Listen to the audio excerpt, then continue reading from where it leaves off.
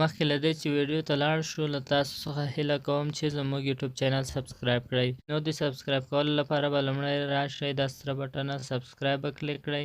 له هغه وروسته به د بیل نشان کلیک کړئ یا د زنګ نشان، بیا به آل یا ټول انتخاب کړئ. زموږ د ویډیوګانو نشریدو سره به تاسو ته خبروای درشي. جزاک الله خیر.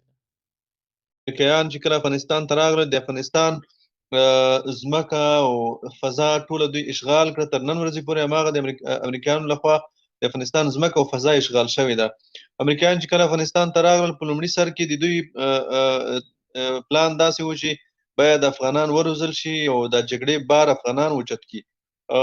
تر دې پورې چې 10 کاله او 8 کاله وروسته دوی په دې وتوانېدل چې جګړه که کاملا افغانۍ نشي هم خو تر نیمایي زیاته افغانۍ شي. اردو یې وروزله، د اردو په نوم یې څه ملیشې سره راټولې کړې ویې روزلې دي. د صفرونو قطعات خو هغه وخت کې نه و جوړ شوي، هغه وخت کې د کمپاین په نوم ځواکونه و، دغه یې وروزل. ځای په ځای اربکیان جوړ کړل، د محلي د ځایي ملیشو د ولسي پاڅون په نوم خلک سره راټول کړل. امریکایانو وسلې ورکړې، پیسې یې ورکړې. دا په هره منطقه کې دا چرسیان پوډریان به یې سره راټول کړل، وسله به یې په لاس ورکړې، طالب په مقابل کې جنګېږه.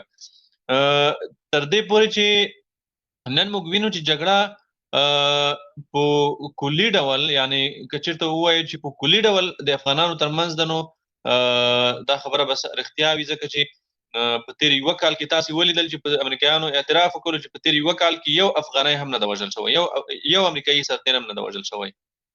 او په تېر یوه کال کې په زرګونه د اردو سرتېري او د نور مختلف ډول ملیشې دا وژل شوي دي، او ولس ته چې څومره زیان اوښتی ده، د اسلامي امارت مجاهدین چې څومره شهیدان شوي دي، هغه خو جلا ده. دا جګړه افغاني شوه.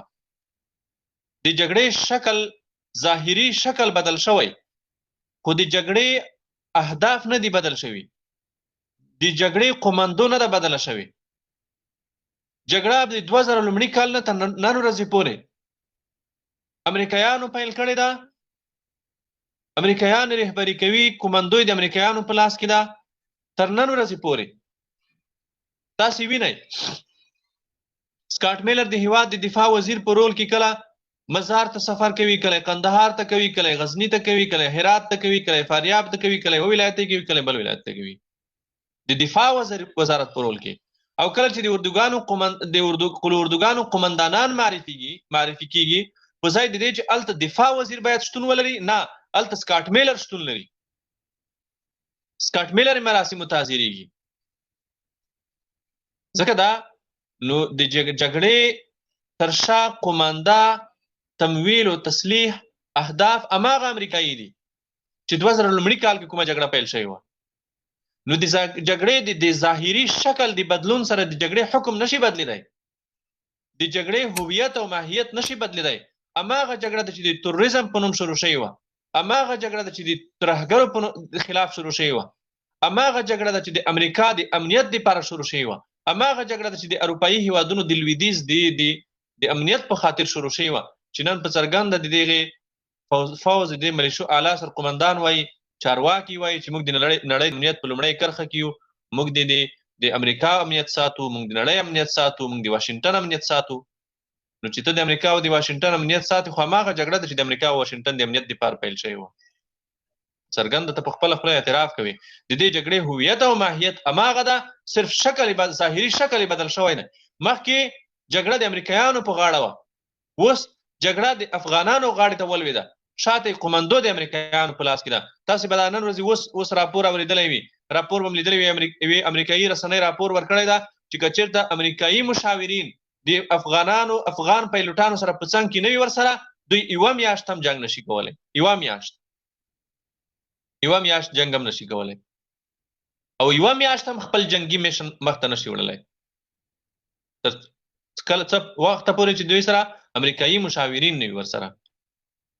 امریکایان کوشش کوي، او د امریکایانو یوازې د امریکایانو نه، د نړۍ د ټولو امپراتوریو په نړۍ کې چې څومره د امپراتوریو هیوادونه اشغال کړي دي، خصوصا اسلامي هیوادونه، د هغوی د کله چې دوی د هیواد نه ډېر د فشار لاندې راشي، د هیواد نه ووځي، بیا د دوی سره اخري اپشن دا وي چې په هغه هیواد کې فوز، اردو، استخبارات، نظامي ځواکونه هغه د دوی د کنټرول لاندې پاتې شي او د دوی اهداف شاته وساتل شي. امریکایان په همدې کوشش کې دي. په تېره یوه کال کې امریکایانو په مسلسل ډول هڅه وکړه چې د کابل اداره موږ په رسمیت وپېژنو، اشرف غني په رسمیت وپېژنو، دغه اردو او دغه پولیس او دغه اربکیان او دغه ملیشې د قطعاتو صفرونو قطعات چې دوی جوړ کړي دي موږ ته، دا باید ومنو، دا باید تسلیم کو. دا په څه خاطر؟ ځکه دا دوی روزلي دي، د دوی د اهدافو دفاع کوي، د دوی د اهدافو دپاره جګړه کوي. نو هغه ځواکونه چې سبا ته دوی د سرتېرې ورځ په نوم ورځ لمانځي، هغه د هغې قومنده د امریکایي په لاس کې ده، د هغې وسله د امریکایي ده، معاش د امریکایي لخوا ده، د عملیاتو نقشه امریکایان ورکوي. السلام علیکم ورحمت الله وبرکاته. سترجنرال مبین خان کاری سید خوستی صاحب شاهین وردګ او د لایو ټولو مینوالو ته د زړه له تله سلامونه وړاندې کوم. او کاری صاحب ستا سره یو څو سوالونه لرم، اوس ته مخامخ رالې نو زړه خو مې نه غواړي چې هغه سوالونه وکړم، خو خیر د حالاتو مناسب چې هغه بعضې سوالونه دي چې مخالفین یې په مذبذب ډول کوي، زه به یې ستاسو وکړم که مدلل جواب ورکړې نو د ډیرو خلکو د ډیرو کم فهمه خلکو ذهنونه سبا د مغشوشه فکرونه ووځي انشاءالله. کوشش به زما همدا وي د ټولو اسلامي مبارزینو څخه معذرت غواړم پر دې سوالو باندې. البته سوالونه تکراري دي خو بیا هم تکراروم د نن ورځې په مناسبت زما په فکر ډیر ښه اغیز ولري که ستا اجازه وي.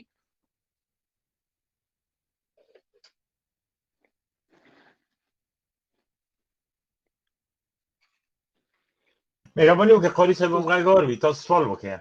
قاري صاحب شته دی؟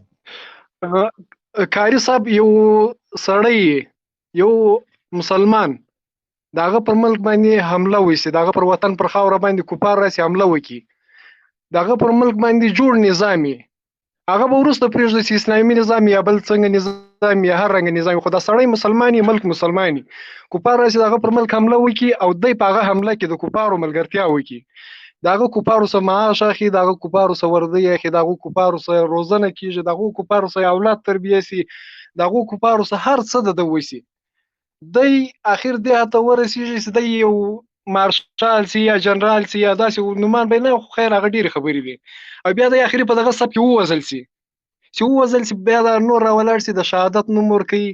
البته دی په خپله د شهادت څخه منکر وي، ولې ځکه منکر چې دی د شهادت څخه منکر مه وایي، ده به د خپل وطن ننګ کړی، د اسلام ننګ به یې کړی، نو خدای د شهادت منکر دي، د کفارو ملګرتیا ته ووځي. د داسې سړي په باره کې که یو څو مدللې خبرې وکړې راته مدلل جوابونه ورکړي، ډېر مخصوص سوالونه دي، البته بخښنه هم ډېره غواړم. بیا ورپسې بل سوال کوم. ډېر بې غیرته دلیل دي وویل.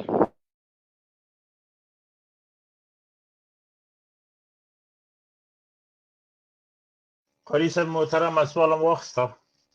هو محترمه دا خو ډېر واضحه خبره ده، یعنې پرته له دې چې دا بحث دغه موضوع اسلامي چوکاټ ته ویسو، دینی چوکاټ ته ویسو، په ټوله نړۍ کې په ټوله دنیا کې دا یو منل شوی اصل ده، دا په ټولو دینونو په ټولو ملتونو کې، حتی د یهودیانو په دین کې، د نصرانیانو په دین کې دا یو منل شوی اصل ده چې کله هم د چا خاورې ته د چا هیواد ته بهرني فوزونه راشي، هغه که په هر نوم په هر عنوان د هر اصطلاح لاندې وي، هغه که سوله ساتي وي، که د وطن جوړولو دپاره وي، که په هر نوم راځي، په ټولو دینونو په ټولو ملتونو په ټولو مذهبونو کې دا تریګر بلل کېږي. د دوی په وړاندې وسله پورته کول دا یو ملي او یو وطني وجیبه ده، د هماغه ملت یو فریضه ده چې د دوی په خلاف وسله راپورته کړي او مقابله ورسره وکوي. تاسو څه فکر کوئ چې که چېرته موږ دې ځای نه لاړ شو په واشنګټن نه حمله وکړو، امریکا نه هلته موږ لاړ شو، 10,000 20,000 1,00,000 فوزونه هلته ویسو، امریکایانو ته موږ ووایو چې تاسو ته موږ د بشر حقوق راوړي دي، موږ تاسو ته ازادي راوړې ده، موږ تاسو ته د دوی غبرګون به د موږ په مقابل کې څه وي؟